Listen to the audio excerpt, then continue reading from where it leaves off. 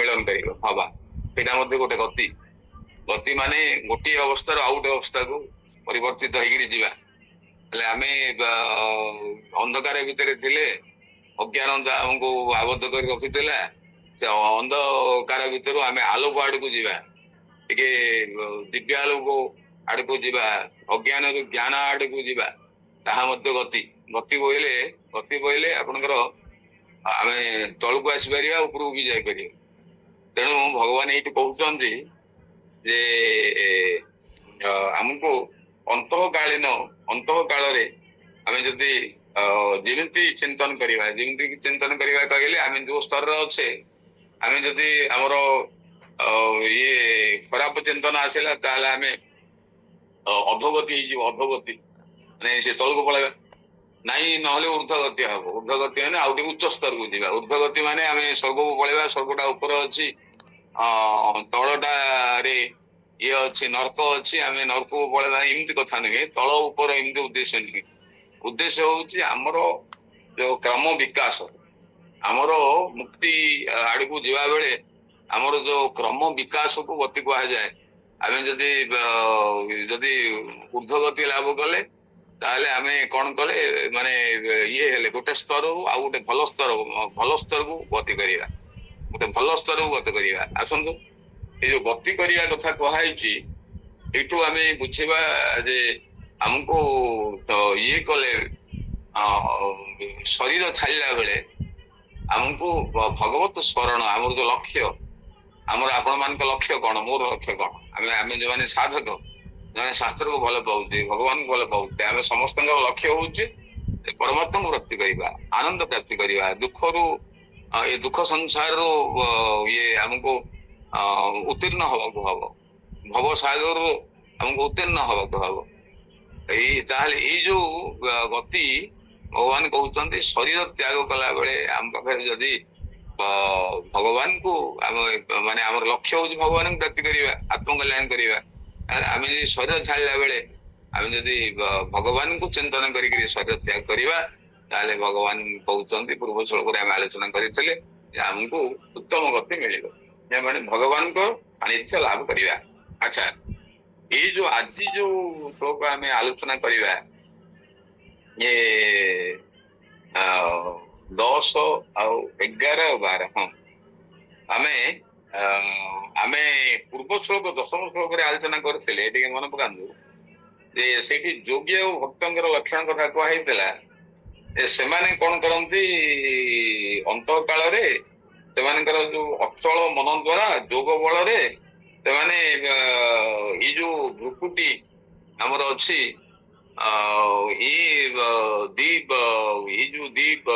ଭ୍ରୁଲତା ଅଛି, ତା ମଧ୍ୟରେ ଯୋଉ ସହସ୍ରାର ଚକ୍ର, ଆମେ ଗଲାଥର ଟିକେ ଆଲୋଚନା କରିଥିଲେ, ସେ ସହସ୍ରାର ଚକ୍ରରେ ସେ ପ୍ରାଣକୁ ସେ ମୂଳାଧାରକୁ ସେମାନେ ସାଧନ କରିକିରି ଉପରକୁ ଉଠିକିରି ସହସ୍ରାର ଭିତରେ ରଖିକିରି ସେମାନେ ବ୍ରହ୍ମରନ୍ଧ୍ର ଦେଇକିରି ତାକୁ ତ୍ୟାଗ କରନ୍ତି।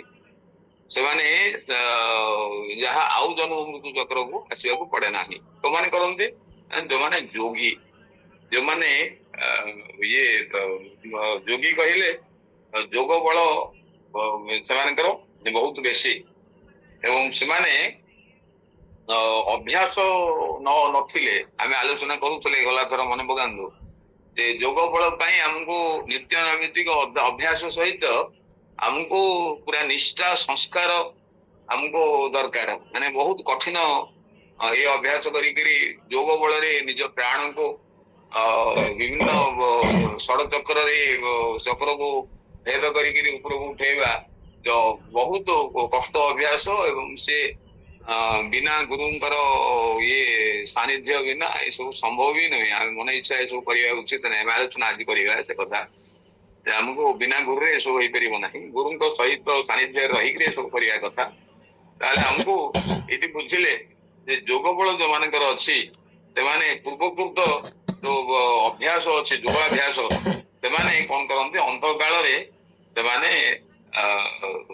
ଇଏ କରନ୍ତି, ପରମାତ୍ମାଙ୍କୁ ପ୍ରାପ୍ତି କରନ୍ତି। ଯୋଗ ବଳରେ ସେମାନେ ଯୋଉ ମୂଳାଧାରରୁ ସେମାନେ ପ୍ରାଣଙ୍କୁ ଉଠେଇକିରି ସ୍ୱାଧିଷ୍ଠାନ, ମଣିପୁର, ଅନାହତ, ବିଶୁଦ୍ଧ, ଆଜ୍ଞା, ସହସ୍ରାର ଇତ୍ୟାଦି ସେ ଚକ୍ର ମାନଙ୍କୁ ଭେଦ କରିକି ଉପରକୁ ଉଠନ୍ତି। ଏ କଠିନ ସାଧନର କଥା। ଆସନ୍ତୁ ଆଜି କଣ କରିବା, 11 ଆଲୋଚନା କରିବା ଯେ ଆମେ ଆପଣମାନେ ଦେଖିବେ ଯେ ଏଇ ଯୋଉ ଶ୍ଲୋକ ଆମେ ପଢିବା, ଆଜି ଆଲୋଚନା କରିବା, ଏଇ ଯୋଉ 11, 12, 13 ଏ ତିନିଟା ଏକ ଶ୍ଲୋକ ଆପଣ ଦେଖିବେ ଗୋଟିଏ ବିଷୟ ଉପରେ ଆଧାରିତ। ଏ ତିନିଟା ଏକ ଶ୍ଲୋକ। ତାହେଲେ 11ରେ କଣ କୁହାଯାଇଛି ନା 11ରେ କୁହାଯାଇଛି ଆପଣଙ୍କର ନିର୍ଗୁଣ ବ୍ରହ୍ମକୁ ପ୍ରାପ୍ତ କରିବା ପାଇଁ ବା ନିର୍ଗୁଣ ବ୍ରହ୍ମଙ୍କୁ ଅକ୍ଷର ଯୋଉ ନିର୍ଗୁଣ ବ୍ରହ୍ମ ତାଙ୍କୁ ଲାଭ କରିବା ପାଇଁ ଆମକୁ ଏଇ ଯୋଉ ଉପାୟ କଣ, ଏଇ 11 ଆମେ ପଢିବା ନିର୍ଗୁଣ ବ୍ରହ୍ମଙ୍କୁ ଲାଭ କରିବାର ଉପାୟ। ଆମେ ସବୁବେଳେ ଗୀତା ଆଲୋଚନା କଲା ବେଳେ ସେ ଶ୍ଲୋକର ଉଦ୍ଦେଶ୍ୟକୁ ଆମେ ପ୍ରଥମେ ଇଏ କରିକିରି ମାନେ ଆମର ଲକ୍ଷ୍ୟକୁ ଆମ ସେଇଠି ଆମ ବିଚାରକୁ କେନ୍ଦ୍ରୀଭୂତ କରିକିରି ହିଁ ଆମକୁ ଶ୍ଲୋକଟାକୁ ଆଲୋଚନା କରିବାକୁ ହବ। କାହିଁକି ଭଗବତ ଗୀତାର ଭାରି ଇଏ କଷ୍ଟ ଶ୍ଲୋକ, ଆକୁ ଅନୁଭବ ବୁଝିବା। ସେଥିପାଇଁ ଏଇଠି କୁହାଯାଇଛି ଯେ ଆମକୁ ନିର୍ଗୁଣ ନିରାକାରର ଉପାସନା କରିବାର ଅଛି। ମାନେ କେମିତି କରାଯାଏ ସେ କଥା ଏଇଠି ଉପାୟ କୁହାଯାଇଛି। ଆଚ୍ଛା ଦେଖନ୍ତୁ, ଆପଣ କହିବେ କୋଉଟା ଭଲ, ଆମେ ଏ ଯାଏଁ ଆଲୋଚନା କରି ଆସୁଛେ, ଆପଣଙ୍କର ସଗୁଣ ଉପାସନା ଭଲ ନା ନିର୍ଗୁଣ ଉପାସନା ନିର୍ଗୁଣ ନିରାକାର ଉପାସନା ଭଲ ନା ନିର୍ଗୁଣ ସାକାର ଉପାସନା ଭଲ? ଆମେ ସବୁ ଏସବୁ ଆଲୋଚନା କରୁଛେ, ବହୁତ ଥର ଆଲୋଚନା କଲେଣି। କିନ୍ତୁ ଟିକେ ମନେ ରଖନ୍ତୁ, ନିର୍ଗୁଣ ବ୍ରହ୍ମଙ୍କର ଉପାସନା ପ୍ରଥମେ କିଏ କରିପାରିବ ନାହିଁ। ପ୍ରଥମେ ଆପଣ ମାନେ ସାଧନର ତଳ ସ୍ତରରେ ରହିକିରି ଆମେ ସେ ନିର୍ଗୁଣ ପରମାତ୍ମାଙ୍କର ଉପାସନା କରିପାରିବା ନାହିଁ। ଏ କଷ୍ଟସାଧ୍ୟ। କ୍ଲେଶାଧିକ ତରସ୍ତେସ୍ତା ଅବ୍ୟକ୍ତା ଶକ୍ତି 12 ଅଧ୍ୟାୟରେ କୁହାଯାଇଛି। ଆମେ ଗଲେ ସେଠି ପଢିବା। କ୍ଲେଶାଧିକ ତରସ୍ତେ ଭଗବାନ କହିଛନ୍ତି ବହୁତ କଷ୍ଟ। ନାଇଁରେ ବାବା, ଅର୍ଜୁନ କହିବେ ନାଇଁରେ ବାବା, ନିର୍ଗୁଣ ବ୍ରହ୍ମର ଉପାସନା କରିବା ବହୁତ କଷ୍ଟ। ହେଲେ ଏଇଠି ଦେଖିବେ, କିନ୍ତୁ ସତ୍ୟ ଏଇଆ ଯେ ଆପଣ ସଗୁଣ ବ୍ରହ୍ମଙ୍କୁ ଉପାସନା କରନ୍ତୁ କି ନିର୍ଗୁଣ ବ୍ରହ୍ମଙ୍କୁ ଉପାସନା କରନ୍ତୁ ବା ଆପଣଙ୍କର ନିର୍ଗୁଣ ଇଏ ଆପଣ ସଗୁଣ ନିରାକାର ବ୍ରହ୍ମଙ୍କୁ ଉପାସନା କରନ୍ତୁ। ଏ ତିନିଟା ବ୍ରହ୍ମଙ୍କର ଯୋଉ ତିନିଟା ଉପାସନାର ଭେଦ ଦୃଷ୍ଟିରୁ ତିନିଟା ଇଏ ଆମେ ବ୍ରହ୍ମର ତିନୋଟି ଅବସ୍ଥାରେ ଆମେ ଉପାସନା କରୁ। ସେ ତିନିଟା ଆପଣ ସଗୁଣ ସାକାର, ସଗୁଣ ନିରାକାର ଏବଂ ନିର୍ଗୁଣ ନିରାକାର। ଏଇ ଯୋଉ ତିନୋଟା ଉପାସନାରେ ଆପଣ ଦେଖିବେ ଯେ ଆମକୁ ପ୍ରଥମେ ଆମକୁ ସଗୁଣ ନିରାକାରରେ ହିଁ ଉପାସନା ଆମକୁ ପ୍ରଥମେ ଆରମ୍ଭ କରୁ। ସଗୁଣ ନିରାକାର ଉପାସନା କଣ? ସଗୁଣ ନିରାକାର ଉପାସନା ହେଲା ଯେ ଆମେ ଭଗବାନଙ୍କର ନାଁ ସେ ହଉଛି ସଗୁଣ ନିରାକାର। ଭଗବାନଙ୍କର ନାଁ କହିଲେ ଆପଣ ରାମ, କୃଷ୍ଣ ଇତ୍ୟାଦି ନାମକୁ କୀର୍ତ୍ତନ କରୁଛେ। ଆମେ ସେ ନାମକୁ କୀର୍ତ୍ତନ କରିବା ହଉଛି ସଗୁଣ ନିରାକାରର ଉପାସନା। ନାଁର ଶକ୍ତି, ନାଁର ମାନେ ସେ ଯୋଉ ଇଏକୁ ମାନେ ନାଁର ଯୋଉ ସ୍ଥୂଳ ରୂପ ଇତ୍ୟାଦି ଆମେ ଜାଣିନେ। ଭଗବାନ ରାମଙ୍କର ଆମେ ନାଁକୁ ସ୍ୱୀକାର କରିଛେ, କୃଷ୍ଣଙ୍କର ନାଁକୁ ସ୍ୱୀକାର କରିଛେ, ନାମକୁ ସ୍ୱୀକାର, ଜଗନ୍ନାଥ ମହାପ୍ରଭୁଙ୍କର ଯୋଉ ପ୍ରତିମା ଏବଂ ନାଁ, ଆମେ ପ୍ରଥମେ ନାମକୁ ସ୍ୱୀକାର କରିଛେ। ତାପରେ କଣ କରୁଛେ, ଯେତେବେଳେ ନାମକୁ ବିଶ୍ୱାସ କଲେ, ଆମେ ଯେତେବେଳେ ବିଶ୍ୱାସ ଦୃଢୀଭୂତ ହେଲା, ସେତେବେଳେ ଆମକୁ କଣ ହଉଛି, ସେ ପ୍ରତିମା ସହିତ ଆମେ ଯୁକ୍ତ ହଉଛୁ। ପ୍ରଥମେ ଆପଣ ମାନେ ଦେଖିବେ ଭଗବାନ ରାମ ସଶରୀରେ ନାହାନ୍ତି, ତାଙ୍କର ସେ ଦେହ ନାହିଁ, କିନ୍ତୁ ଅବ୍ୟକ୍ତ ଭାବରେ ସେ ପରିପୂର୍ଣ୍ଣ ହେଇକି ଅଛନ୍ତି। ଭଗବାନ କୃଷ୍ଣ ସଶରୀରେ ନାହାନ୍ତି, ଦ୍ୱାପର ଯୁଗରେ ଥିଲେ, କିନ୍ତୁ ସେ ଅବ୍ୟକ୍ତ ଭାବରେ ଅଛନ୍ତି। ସେ ଅବ୍ୟକ୍ତ ଭାବକୁ ଆମେ ସ୍ୱୀକାର କରୁଛେ ବୋଲି ଘରେ ମୂର୍ତ୍ତିଟେ ଆଣିକିରି ଜଗନ୍ନାଥ ଭାଇ ଆମେ କୃଷ୍ଣ ଭଗବାନଙ୍କ ମୂର୍ତ୍ତିକୁ ଆମେ ତାଙ୍କୁ ଅବ୍ୟକ୍ତ ସ୍ୱୟଂ ଭଗବାନ କୃଷ୍ଣ ହିଁ ଏଇଠି ଅଛନ୍ତି ଭାବରେ ଆମେ ମୁକ୍ତି କରୁଛେ।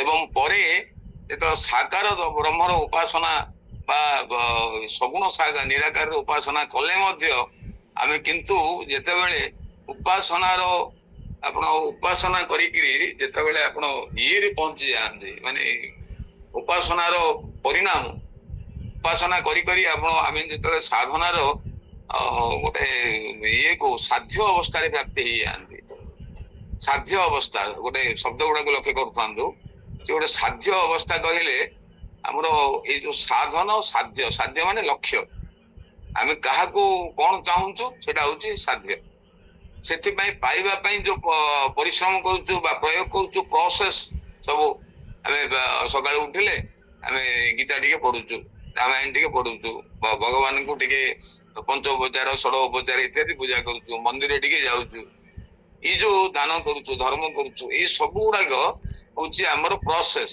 माने ये होची साधना किंतु साध्य होचंती भगवान आपन को पचारा हबो जदी ये सब काहे करूचु ना भगवान को प्राप्त करिबा भगवान को पाइबा काहे ना भगवान को पाइबा ही हमर अंतिम लक्ष्य मनुष्यर चरम लक्ष्य सबुटो मनुष्य जीवन लाभ जदि गोविंदे थाए भाव ये जीवन लाभ माने जीवन को जदि आम मनुष्य जन्म को सार्थ करने चाहूँ ताहले हमको कौन करियार अछि भगवान को पाखरे आम लक्ष्य केंद्रीभूत करियार अछि बा भगवान को पाइबार उत्कर्षता आम मन रे जागृत होबार अछि ताहले आमे हमर से अनुसार साधन करिवा लक्ष्य रे पहुंचीबा ताहले साध्य होउची परमात्मा को प्राप्ति करिवा आपण से जगन्नाथ हुंतु के राम भगवान हुंतु कृष्ण भगवान हुंतु आपण गणेश भगवान हुंतु से जो भगवान आपण जो प्रतिमा जो भगवान का आपण उपासना करंतु कि जाय आसे नै किंतु एकथा सत्य गौरी जुआन भगवान जणे जगन्नाथ प्रभु हुंतु कृष्ण भगवान हुंतु ये हुंतु भगवान जणे तांकर विभिन्न नाम विभिन्न रूप आमे कहूचे प्रभु आपणकर बहुत नाम रे आपण विष्णु सहस्र नाम आमे पढुते बहुत ना रे मु आपणकर ही सेवा करूछु अनेक नाम रूप रे मु आपणकर ही पूजा करू आपणकर माने का आपणकर इष्ट कृष्ण हुंतु राम हुंतु गणेश हुंतु बा आपण जगन्नाथ महाप्रभु हुंतु से भगवान के ही गोटे भगवान के ही आपण पूजा करूछन बा भगवान के ही आपण युक्त हेगिर अछन बा भगवान को आपण बेसी भल पाउछो ताले इठी आपण लक्ष्य करिवे जे जेतेबेले ए भल पाइबा चरम माने आपण को ये हबो साधना जेतेबेले बढ़ी बढ़ी चलिबो भगवान को पाइबार उत्कंठा बढ़ी बढ़ी चलिबो सेतेबेले से कोन हबो इमि गोटे समय आसीबो आपण कोन करिवे आउ निज स्थिति को भूली जीवे केवल भगवान को ही स्वीकार करिवे साधक माने आपण माने बड़ बड़ साधकंकर कथा आपण जदि देखिबे मीराबाई को कथा भक्त मीराबाई को कथा चैतन्य महाप्रभु कथा बा आपणकर जो माने सब बड़ बड़ ज्ञानी भी थिले निगमानंद सरस्वती जो साधु संत माने जन्म होइतिले शिवानंद सरस्वती इत्यादि से माने कौन करिसंती गोटे संपूर्ण परमात्मा भगवान के ठारे निजको समर्पण कर दैछ एवं से जो समर्पण अर्थ होला निजर स्थिति को संपूर्ण भूली केवल भगवत स्थिति रे रहिबा ताहा ही समर्पण जो समर्पण अर्थ आबे प्रभु मु हे प्रभु शरण हे प्रभु मु आपनकर शरणागत बोली एमती पाट्रे कहले हबनी हाथ जोड़ी खाली मुंडिया मारले हब ना आम अंतःकरण रे हमको स्वीकार करिवार अछि भगवान ही मोर चरम आश्रय भगवान को व्यतीत मु जगत रे आउ मोर कहा केही आश्रय भाव रे ग्रहण करि परिबि नाही प्रभु ही मोर कर्ता कर्ता विधाता से ही सब त्वमेव सर्वम मम देव देव आम कहूँ त्वमेव पिता वेद बंधु त्वमेव सखा द्रविणम त्वमेव सर्वं मम देव देव त्वमेव सर्वम सर्वम माने सबु तमे तार अर्थ मु मोर जगत रे आउ किछि नाही गोटिए गोटिए तत्व गोटिए परमात्मा हे प्रभु हे राम भगवान कृष्ण भगवान जगन्नाथ महाप्रभु हे शंकर भगवान आपण जहा को इष्ट भाव रे ग्रहण करिसंती तुमे ही अनन्य चिंतयन्ते जो मांग जना पर पासते ଅନନ୍ୟ ଭାବରେ ଆପଣ କଣ କରିବାର ଅଛି, ଭଗବାନଙ୍କ ପାଖରେ ସମର୍ପିତ ହବାର ଅଛି। ଏବଂ ସମର୍ପଣର ଅର୍ଥ ହେଲା କେବଳ ଭଗବାନଙ୍କୁ ହିଁ ସ୍ୱୀକାର କରିବା, ଅନ୍ତର ତାଙ୍କୁ ହିଁ ଭଗବାନ ହିଁ ଆଶ୍ରୟ ବୋଲି ସ୍ୱୀକାର କରିବା। ଏବଂ ଆସନ୍ତୁ ଏଇଠି ଆମେ ବିଷୟରେ ପ୍ରବେଶ କରିବା।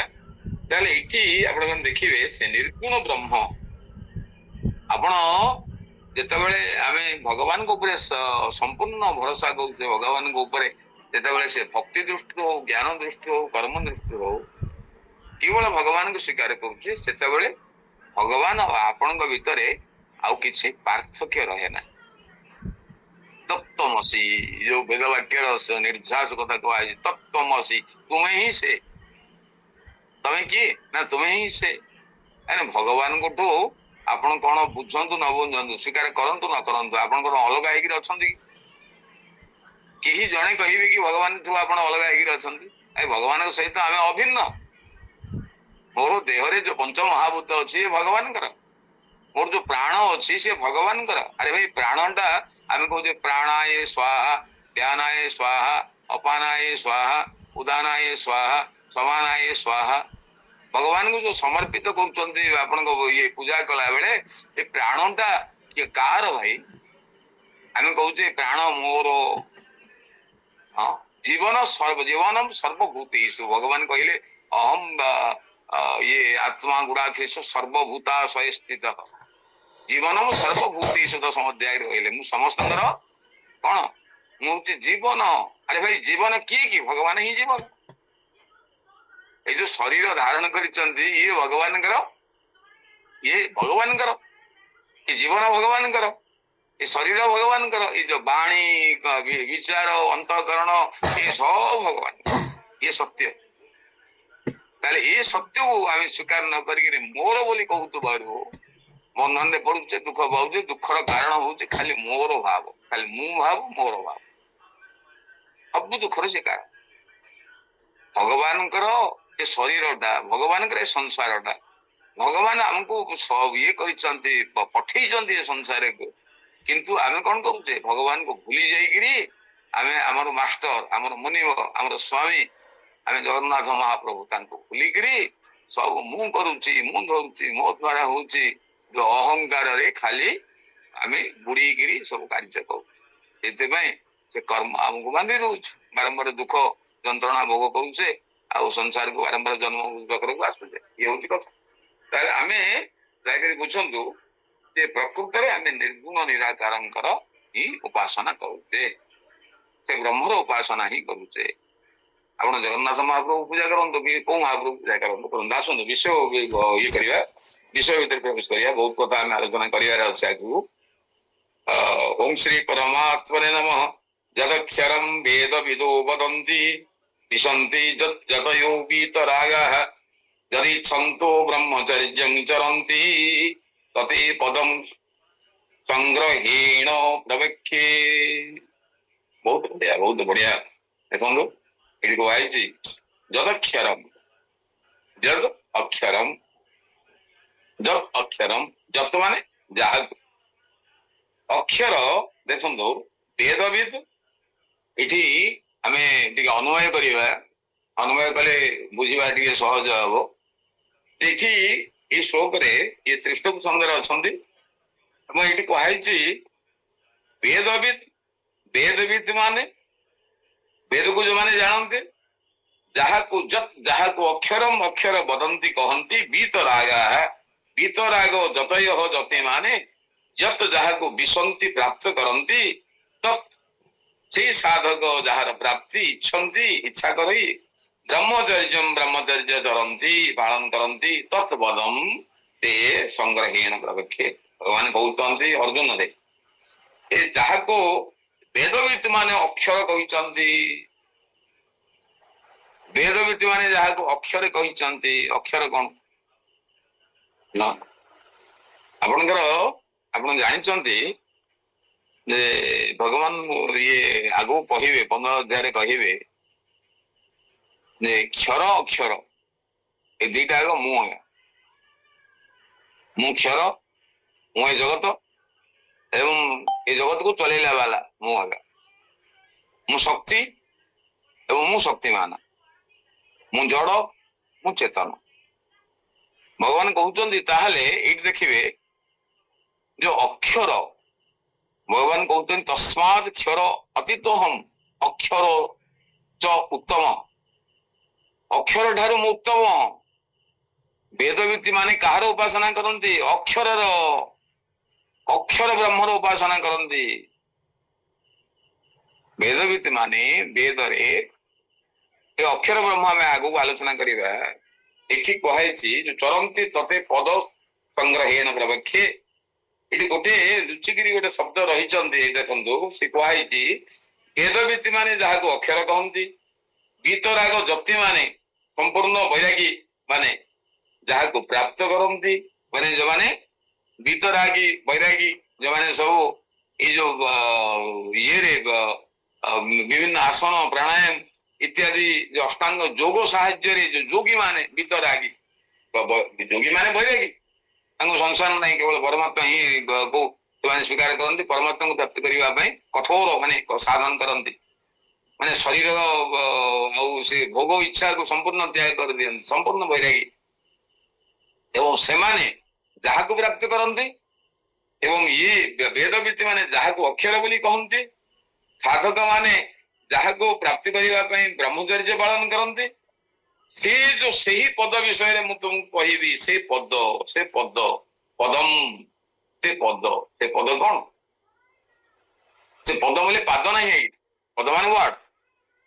ଯୋଉ ଯୋଉ ଯୋଉ ୱାର୍ଡ ଟାକୁ, ଯୋଉ ପଦକୁ, ଯୋଉ ୱାର୍ଡ କୁ ସେମାନେ ବେଦବିତ୍ତି ମାନେ ସ୍ୱୀକାର କରନ୍ତି, ଅକ୍ଷର ବୋଲି କହନ୍ତି, ଯୋଉ ଇଏକୁ ଯୋଉ ଯୋଉ ଶବ୍ଦକୁ ପଦକୁ ଆପଣଙ୍କର, ଆପଣ ପଦ ଆଉ ଶବ୍ଦ ଭିତରେ ଫରକ ଦେଖିବେ ଆଜ୍ଞା।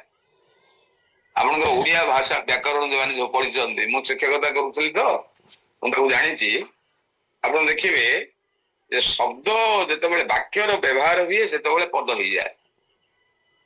ପଦର ଗୋଟେ ଶବ୍ଦର ଗୋଟେ ସାର୍ଥକ ଅର୍ଥ ଥାଏ, ଏବଂ ପଦ ଭାବରେ ସେ ବ୍ୟବହୃତ ହେଲେ, ବାକ୍ୟରେ ବ୍ୟବହାର ହେଲେ ସେ ସାର୍ଥକ ଅର୍ଥ ଆହୁରି ସେ ବିଶେଷ ଭାବେ ସେ ତାର ଇଏକୁ ଶବ୍ଦାର୍ଥକୁ ସେ ପ୍ରକାଶିତ କରେ।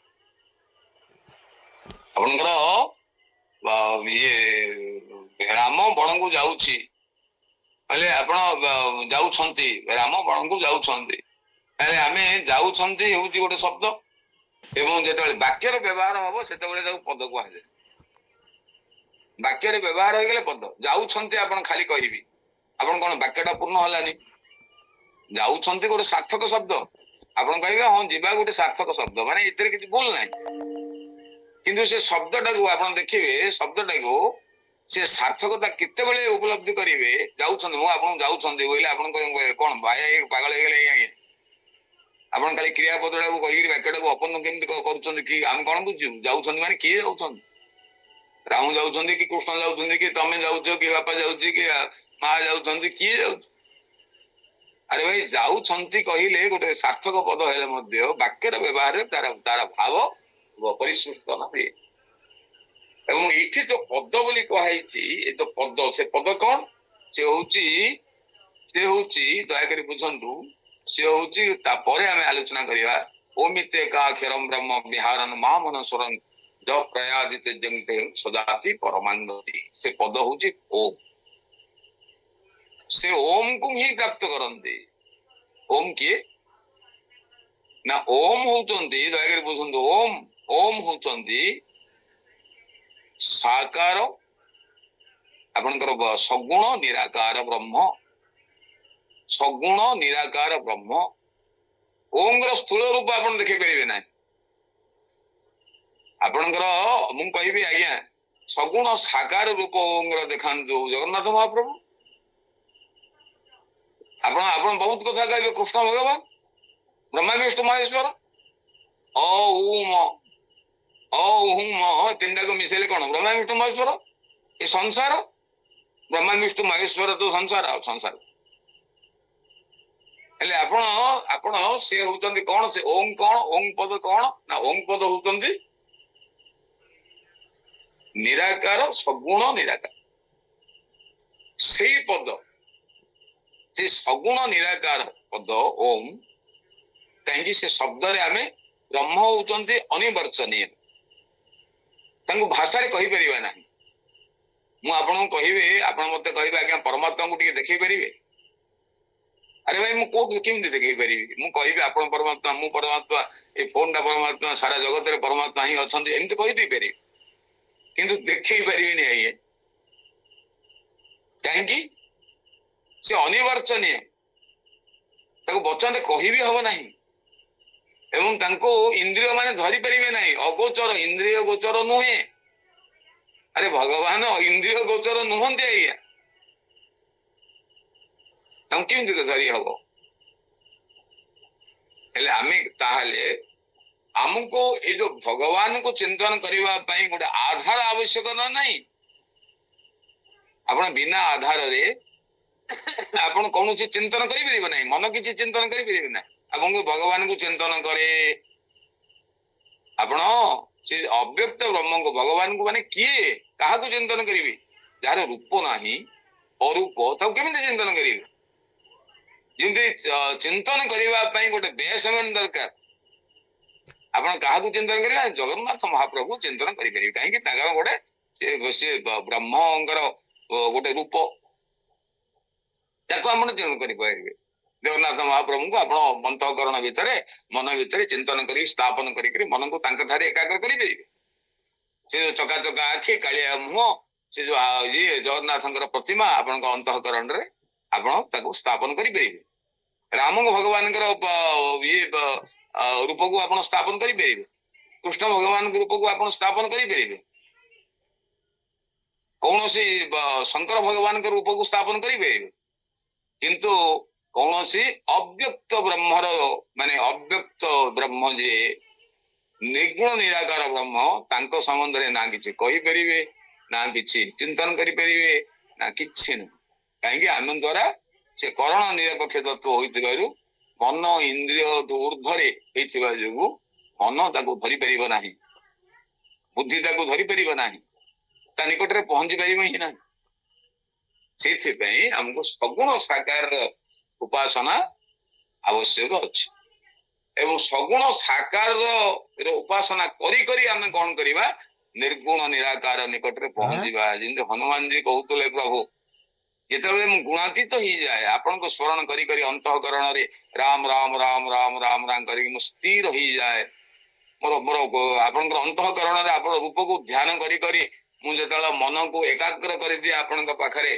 सेतेबेले निजर स्वरूप को भूली जाए गुणातीत अवस्था को आसी जाए सेतेबेले को ताकू कहा जाए तुरीय अवस्था आपनकर जो अवस्था आपण देहाध्यास मोर किछि रहे नाही सेतेबेले मु अनुभव करे आपण मो भितर किछि पार्थक्य नाही आपण जे मुसे ताही निर्गुण निराकार ब्रह्मर उपासना यदि भेद बुद्धि आम देखा जगत को ताहले निर्गुण निराकार उपासना करिपरिबा नाही एठी भगवान कौन कहउचंती जे जदक्षरम वेद विद पदंती ताको से निर्गुण ब्रह्म को वेद अक्षरम कहिछन ताको ही अक्षर कहिछन कहीं कहीं कहिचंती आज्ञा गोटे कथा आपनकर गुरु तत्व रे रहिछि आपनकर ये दक्षिणामूर्ति स्तोत्र रे शंकराचार्य लेखा गोटे मंत्र रही आपण मैंने जानी मन पकात भारी सुंदर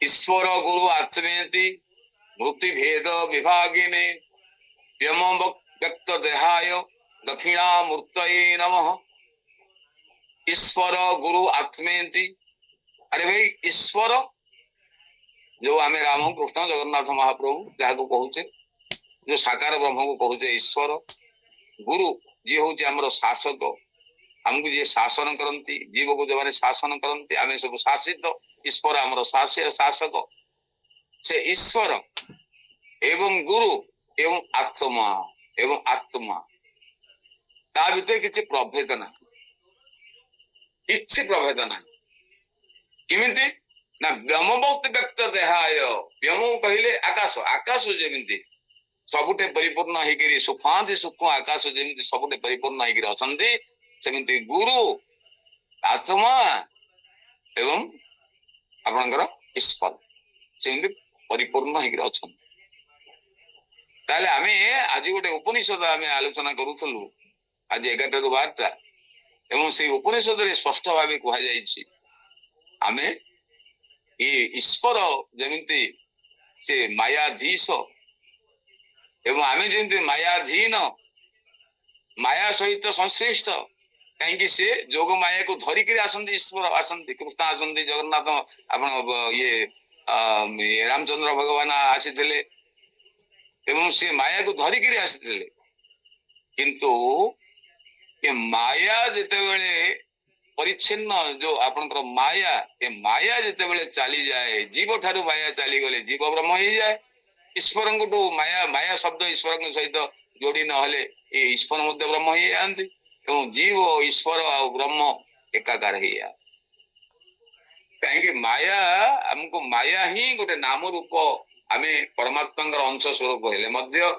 ये जो नाम रूप को स्वीकार करी मु शरतचंद्र पंडा मोर गोटे शरीर अच्छी मु पाठ पढ़ी मु जानवर कि अजाणवर इत्यादि सब मन में मु सब आरोपित करिछि एवं निजे गोटे संसार टाକୁ तैयारी करिछि एवं से संसार भितर मु बद्ध आबद्ध होइगिरि थाइगिरि कष्ट पाउछि जो दिन मोर ज्ञान उदय होइजिव मु प्रकृत रे ए शरीर नुहे मु शुद्ध चैतन्य आत्मस्वरूप एवं आत्मस्वरूप भाव रहीकि मुझे मो मन को निर्विषय करदेवी आम आलोचना करवा नेक्स्ट श्लोक आलोचना करवा ये कष्ट आज्ञा बुझा टे अड़ुआ लगुव क्षमा करेंगे किंतु आमको आपण मैंने ज्ञानी गुणी आमको बुझा ही हम गीता तो पढ़ुचे ना आमको बुझा ही हम केपे एपट सेपट कर बुझा ना भगवती गीतार किसी भूल कथा कहुए ना से टीकाकार टे आम टे अज्ञानता जो टे भूल भटका कहीदे पार मैंने आपण असंतुष्ट भी हो पारती कहीं ये परमात्मा भगवान कथा को से अनिवर्चनीय अव्यक्त कहूँ कहवाक चेष्टा करुँ मोर बोकामी छड़ा कौन हो पाए तेणु आमको ये बुझापी सब उदाहरण देखिए आम सब कहचे सीना किंतु जी ब्रह्मविद सी किसी कहीपर ना जी कहूँ सी ब्रह्मविद नुहे जी ब्रह्मविद सी किसी कहीपर ना आप पचारे ब्रह्म कौन किसी कहीपर ना कहीं से अनुभव कथा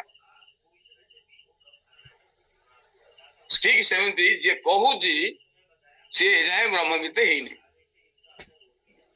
आसतु ये गोटे कथा कहुचे वेदविद जहाँ को अक्षर बोली कहते आप देखिए आउ गोटे कथा सप्तम अध्याय 29 श्लोक मन पका तार जो विस्तारित रूपटा हूँ 11 12 13 आज्ञा आज 11 12 दिखाई 13टा सहित जोड़ी अच्छे 13 को छाड़ी आम आलोचना करें 11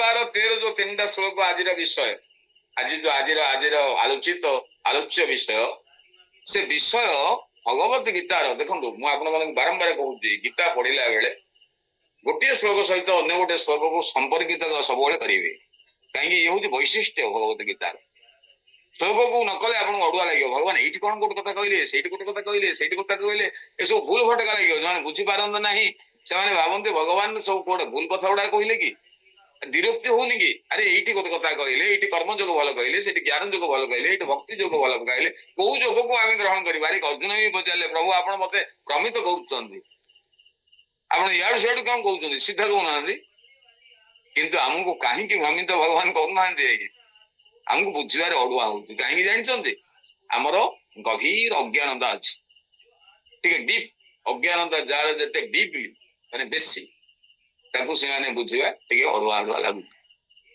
से आमको समय लगे आमको सत्य जहाँ सत्य से सत्य को आमको अनुभव कर बुझार अच्छे बुझे ही कल्याण आसतु ये जो 7 ର 29 तार विस्तारित रूप तेणु 7 ର 29 टिके मन पकई आगे बढ़िया जरा मरण मोक्षाय मामा शीत जरंती जे ते ब्रह्म तद विदो कृष्ण अर्धांतं कर्म चाखिलम इठी कहै 14 ର आपनकर ये 7 ର 29 रे जे जरा मृत्यु मुक्ति पाइबा उद्देश्य रे जो माने मोर आश्रित होई प्रयत्न करंती से माने ब्रह्म को समस्त आध्यात्मिक जीव को समस्त कर्म को से माने जानी से जो निर्गुण ब्रह्म सगुण ब्रह्म कौन कर्म कौन उपासना कौन जीव कौन परमात्मा कौन ताकू जो माने जानिचंती सेमाने को पाई ये जो तीनोटी श्लोक रे 11 12 13 कहै तांकर साधना केमती सिद्धि हबो सेमाने केमती साधना रे ये आगु को बढ़िबे से कथा भगवान एठी कहउचंती एठी देखिबे आपण माने एठी गोटे कथा को आइची एठी जो साधक माने अछंती ए साधक माने भितरे दळे अछंती जे वेदज्ञ पुरुष जे अक्षर निराकार बोली से ये जहाँ को से अक्षर निर्गुण निराकार बोली कहती केबे से अक्षर न क्षर इति केबे हेले क्षर हुए नाही ये परमात्मा सबले अछंती संसार नथिला से थिले संसार अछि सी अछंती संसार रहइबो नाही सी रहिबे से क्षर पुरुष आपनकर से क्षर नुहे अक्षर पुरुष केबे से परिवर्तन होते नाही तांकर केबे हेले विनाश नाही सब बेले से एक रूप होगी रहते एक परी रहते एवं ये कथा भगवान अक्षर ब्रह्म परमम बोले यही जो अध्याय रे ही कहते प्रथम तृतीय श्लोक से ही अक्षर ब्रह्म परमम एवं आपण आउ किछि अछंती बीत रागा माने जो राग कहले आसक्ति तांकर राग किछि ना जहार बीत राग बीत बीत माने आपनकर विशेष भावे गत ही विशेष भावे गत माने पड़ी गन धीरे कह जाए विशेष भावे जार पड़ी टिके आसक्ति जार ना सेमती बैरागी जो वैराग्य पुरुष से जार हृदय अति निर्मल हो एवं सी परमात्मा को पाइबापी लालसा अच्छे प्रजतन करमती पुरुष भगवान को पाइबापी खाली राग आसक्ति तुटी गले हम ना आमको कही श्रद्धावान लभते ज्ञान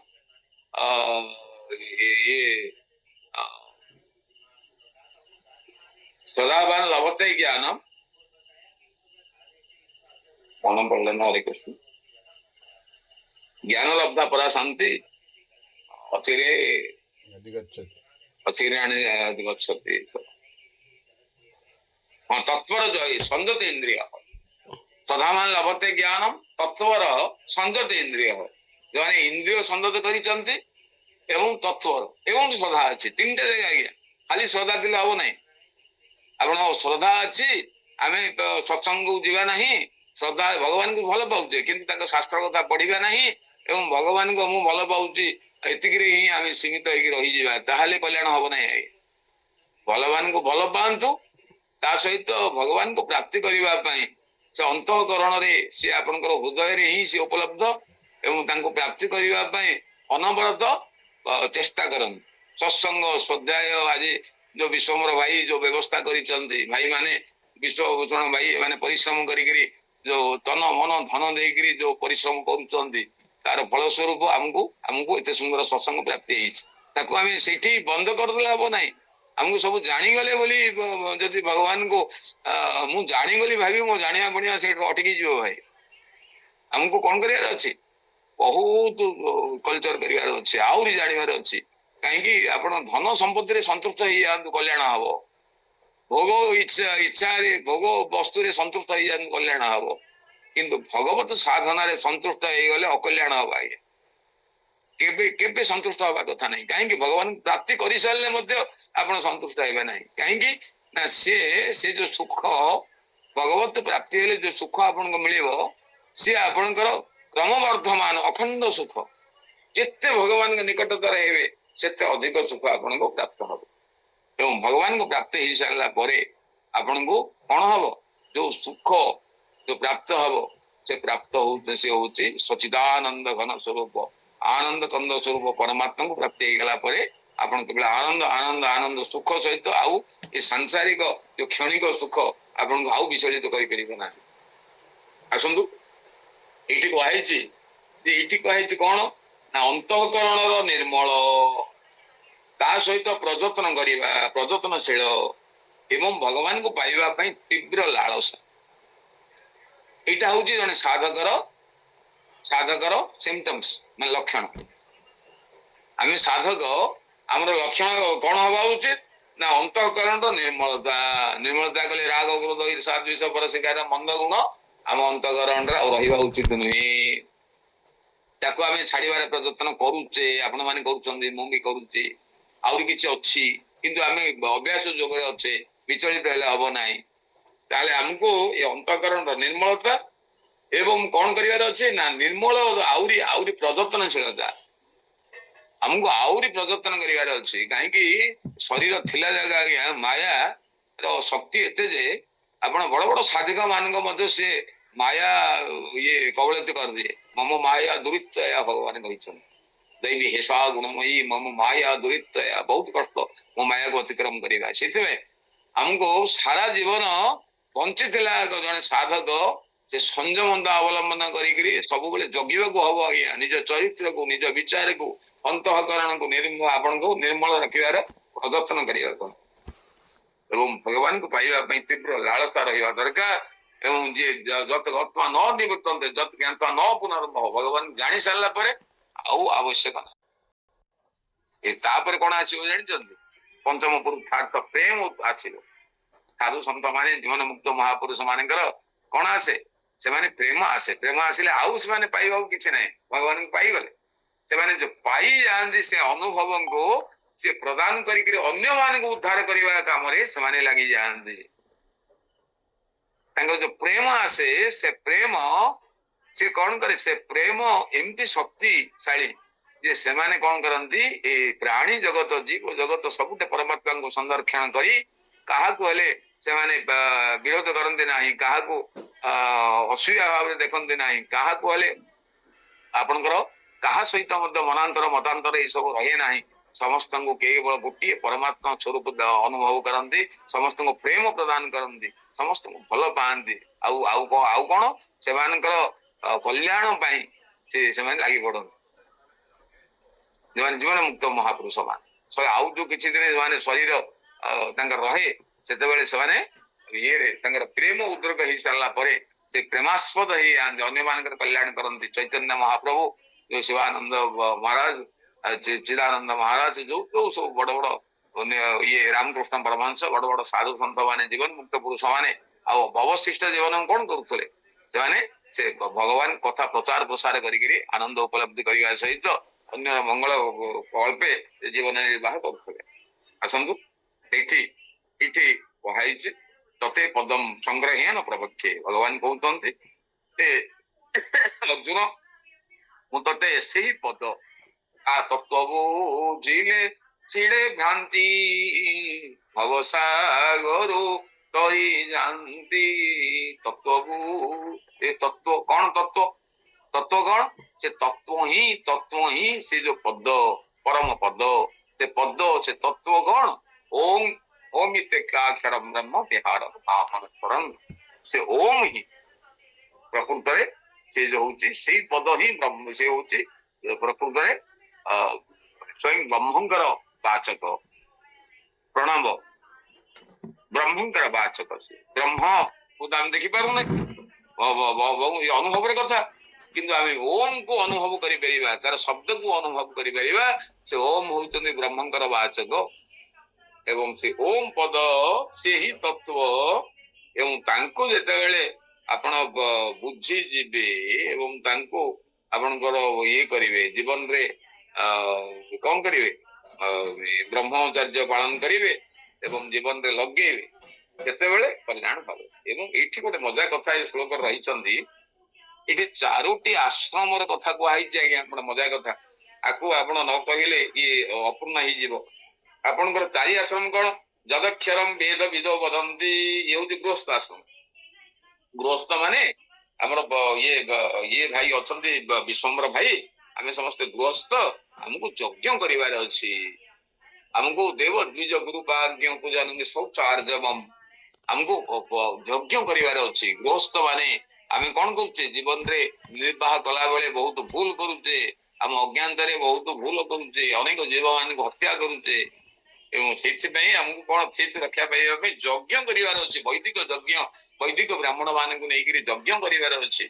ଏବଂ ସେଇଟା ହଉଛି ଗୃହସ୍ଥଙ୍କର ଧର୍ମ। ଯଦକ୍ଷରମ୍ ବେଦ ବିଦୋ ବଦନ୍ତି।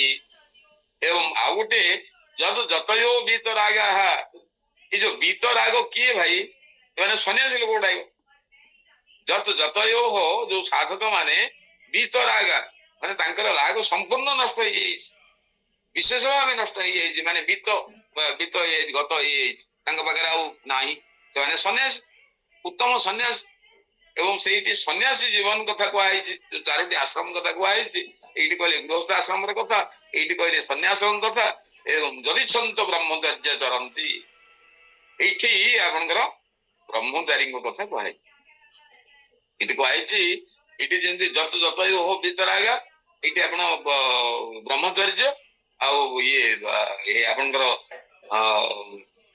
आपंकर सन्यास एवं ये बानप्रस्थ ये दुईटा जत जतयो बीतरागा ये कहुई जदि छंतो ब्रह्मचर्य चरती ये ब्रह्मचारी कथा कहुई आपंकर जो चारोटी आश्रम ये चारोटी आश्रम आमे रहीकि आमे रहिले मध्य से गोटिए परमात्मा परम ब्रह्म से ओम के ही आमे ये करू उपासना करू एवं से आमे जो अवस्था रहिले मध्य आमे से ओम की ही उपासना करवा उचित आमे वर्णाश्रम दृष्टि हो ये निर्गुण निराकार स्वयं ब्रह्म तांको पाइबार फल आ विधि ये कथा 12 और 13 रे वर्णना कराई वर्तमान आमे ये को जीवा 12 श्लोक को जीवा हमको लागिवो अध घंटा टे भल बुझा चेष्टा करिवे आपण मानक टिके आलोचना कला बेले टिके कष्ट होउथबो सुनिया बुझिया ये होउथबो तथापि आमे आगु आगु देते जीवा